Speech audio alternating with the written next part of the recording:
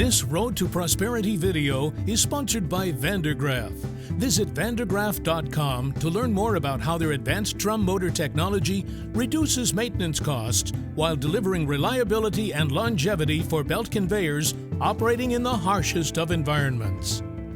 One thing that FMI does that's somewhat interesting is you guys benchmark where the construction materials industry, the public companies, and how they're performing against the S&P 500, against the Dow Jones Industrial Average. And of late, it seems like the trend is that the CMI companies, your construction materials index companies, they're outperforming the general market. So what are they doing? What's happening with those companies that they seem to be performing a little better than the typical company out there?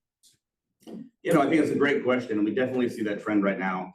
I think to set the stage, the first thing to say is that a rising tide, lifts all ships. So you're seeing the general market kind of on a short bull run right now, as recession outlooks kind of have decreased or postponed, and that's going to raise, the construction materials index as well. But why we're seeing that difference is I think that you're starting to get the public markets are taking notice and rewarding the sector for certain things like the IIJA starting to roll out more. Demand's very high, so a lot of price increases. And when you get price increases, you get performance that outpaces the market growth.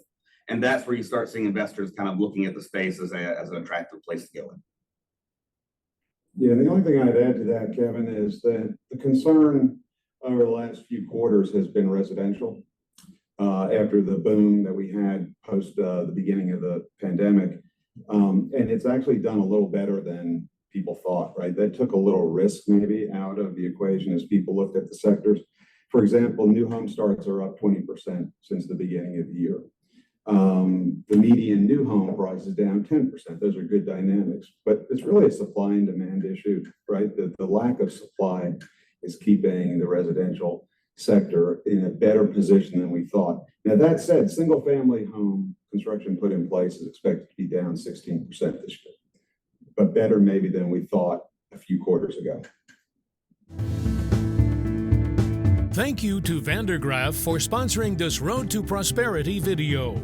To learn more about how their advanced drum motor technology reduces maintenance costs while delivering reliability and longevity for belt conveyors operating in the harshest of environments, visit vandergraaf.com.